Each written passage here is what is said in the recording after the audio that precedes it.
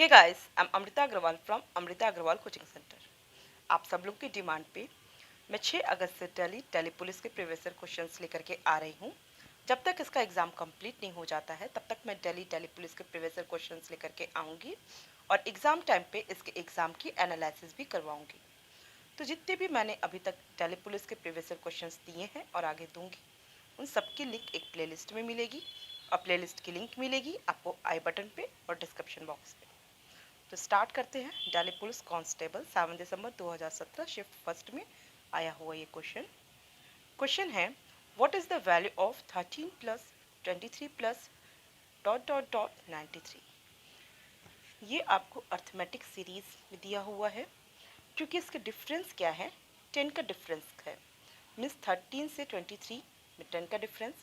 ये जो next number होगा वो 33 होगा 10 के डिफरेंस में, क्योंकि लास्ट में जो आपको नंबर दिखा रहा है वो दिखा रहा है 93।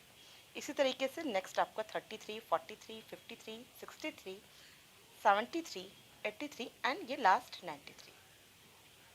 आपको इसका एडिशन फाइंड आउट करना है। देखिए, इसको फाइंड आउट करने का दो तरीका है। क्योंकि आपको फर्स्ट और लास्ट दोनों डिजिट दे करके रखे, दोनों वैल्यू दे के रखी है, तो इसके लिए एक शॉर्ट तरीका है, वो है n/2 a+l, जहाँ पे n होता है नंबर ऑफ नंबर्स। जैसे कि यहाँ पे कितने नंबर्स हैं, 13, 23, 33, 43, ऐसे करते करते 93 तक आपको नंबर जो मिलेंगे, n मिलेगा, वो मिलेगा 9। और 9/2 करिए, a होगा आपका पहला नंबर मीन्स 13 और l होगा आपका आखिरी डिजिट जो कि हो जाएगा आखिरी नंबर जो कि हो जाएगा 93। आप इसे ऐड कर लीजिए। इसे दोनों को ऐड करेंगे तो आपको मिलेगा 106 और 9/2 करेंगे तो आपको मिलेगा 4.5। 106 में 4.5 को मल्टीप्लाई करेंगे तो मुझे मिलेगी वैल्यू 477। एक दूसरा तरीका से सॉल्व करने का है, वो है n/2 2a प्लस n-1t। ये फॉर्मूला भी इस पे रखा जा सकता है और इसकी वैल्यू फाइंड आउट करूँगी तो मुझे यही मिलेगी। ये फॉर्मूला मैंने इसलिए नहीं रखा है क्योंकि एक तो ये थोड़ा ज़्यादा टाइम कंज्यूम करेगा। आपको जब आखिरी डिजिट दी हुई हो तो इस फॉर्मूले को रखने की कोई ज़रूरत नहीं पड़ती है। हाँ, अगर मुझे आखिरी डिजिट ना दिया होता और कहता कि ये n टाइम्स तक जा रहा है, जो 10-10 का डिफरेंस है, तो ऐसे में इसका एडिशन बताइए, तो ये फॉर्मूला मैं अप्लाई करती। देखिए, यहाँ पे n/2 n मतलब जान रहे हैं कि वो कितने नंबर्स हैं, वो पूछ रहा है।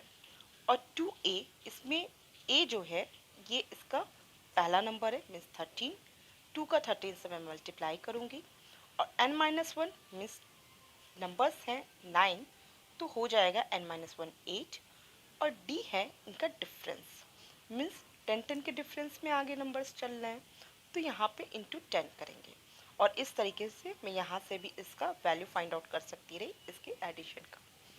तो एक बात आप ध्यान रखिए, अगर आपको फर्स्ट और लास्ट डिजिट अर्थमेटिक सीरीज की पता हो तो ये फॉर्मूला अप्लाई करके आप इजीली इसकी वैल्यू फाइंड आउट करिए। और अगर आपको लास्ट डिजिट नहीं दी हुई है और आपको कितने नंबर्स हैं और इसका डिफरेंस क्लियर दिया हुआ है, तो ऐसे में आप ये फॉर्मूला अप्लाई करेंगे और इसका एडिशन फाइंड आउट कर लेंगे।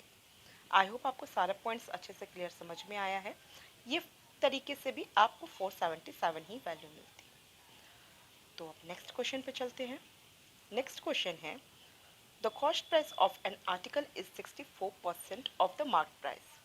What will be the gain percentage after allowing a discount of 12% on the mark price?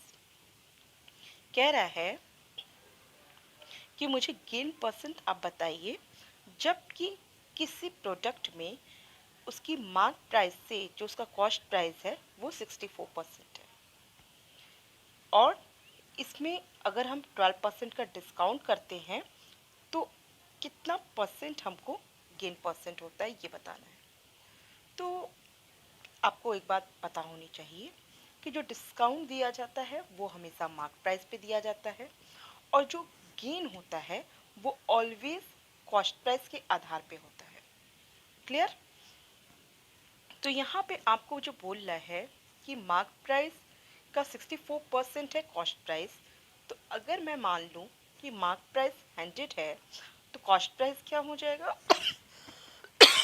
Sorry,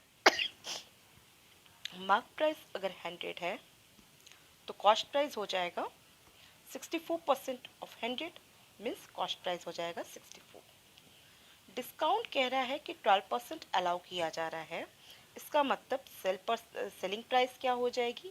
selling price हो जाएगी 100 पे मैं 12% का डिस्काउंट करूंगी means 88% of mark price means 88 rupees. क्योंकि मैंने मार्क प्राइस 100 मान लिया है तो सेल प्राइस आपको 88 मिल गई।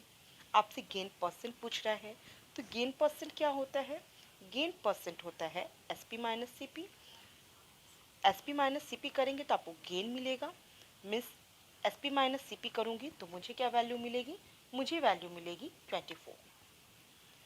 गेन अपॉन कॉस्ट प्राइस, क्योंकि गेन परसेंट या लॉस परसेंट ये हमेशा मुझे कॉस्ट प्राइस पे ही मिलेगा। तो cost price gain upon cost price means upon 64 into 100 कर देंगे। क्लियर है? तो 24 अपॉन 64 इंटू 100 मुझे करना है तो मैं कैसे सॉल्व करूंगी? मैं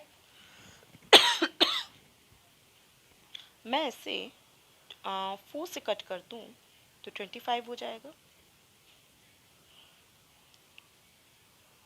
और ये 16 हो जाएगा। 8 2 ज़ा 16, 8 3 ज़ा 24। तो मीन्स मिल जाएगा मुझे 3 इंटू 25 अपॉन 2 जो कि हो जाएगा 75 अपॉन 2। 75 अपॉन 2 कितना होता है? 37.5 होता है जो कि सेकेंड ऑप्शन है। सिंपल था, क्वेश्चन में कुछ नहीं था। यहाँ पे मार्क प्राइस 100 मान लेने से कैलकुलेशन कुछ नहीं करना पड़ा और इजीली हमारी वैल्यू फाइंड आउट हो गई।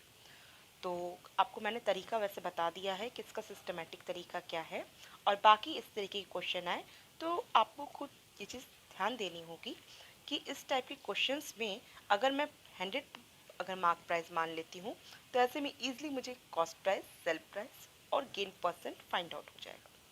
आपको फिर भी कोई पॉइंट पे डाउट हो तो आप मुझे कमेंट बॉक्स में दीजिएगा। बाकी मैंने एक प्लेलिस्ट बनाई है जो कि कॉस्ट प्राइस और सेल प्राइस और मार्क प्राइस, डिस्काउंट, इन सब पे बेस्ड आपको सारे क्वेश्चंस दिए हुए हैं। आप वहाँ जाकर के विजिट कीजिए। मैंने डिटेल में सारे कंसेप्ट बहुत क्लियर से और काफ़ी इससे अच्छे क्वालिटी के क्वेश्चन सॉल्व करवाए हुए हैं। तो आप वहाँ पे एक बार विजिट कर सकते हैं। इस टाइप के सारे क्वेश्चंस आपको क्लियर हो जाएंगे। तब नेक्स्ट क्वेश्चन पे चलते हैं।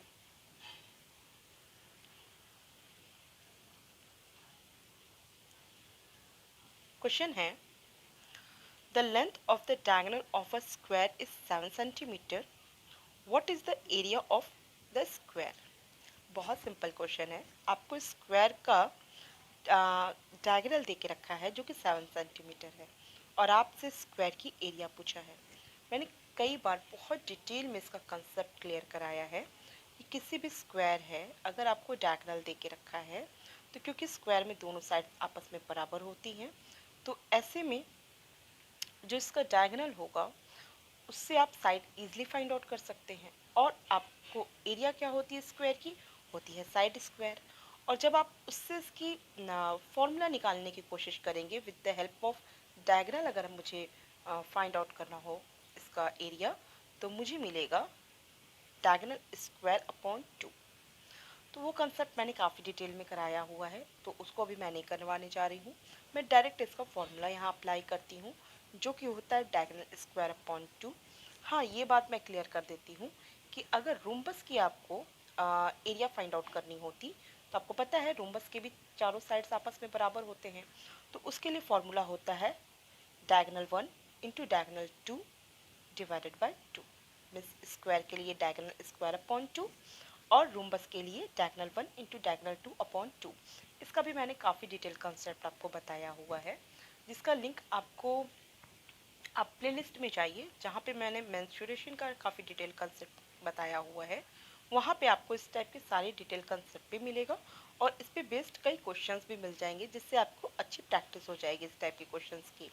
तो यहाँ मैं डायरेक्ट इसकी वैल्यू निकालती हूँ। जो कि एरिया ऑफ स्क्वायर होगा, जैसे कि साइड स्क्वायर होता है वैसे ही होता है diagonal square upon two, means 7 square upon 2, 7 square upon 2 करूँगी तो मुझे क्या मिलेगा 49/2 मीन्स 24.5। सेकेंड्स में सॉल्व करने वाला क्वेश्चन था और आई होप आपको सब अच्छे से क्लियर समझ में भी आया है और पसंद भी आया हो वीडियो। अगर आपको फिर भी कोई डाउट होता है तो आप मुझे कमेंट बॉक्स में दीजिए। थोड़ी सी तबीयत ख़राब है इसलिए मैं काफ़ी डिटेल नहीं करने जा रही हूँ, थोड़ा कोशिश कर रही हूँ कि मैं आपको शॉर्ट में सारे पॉइंट्स बता दूँ।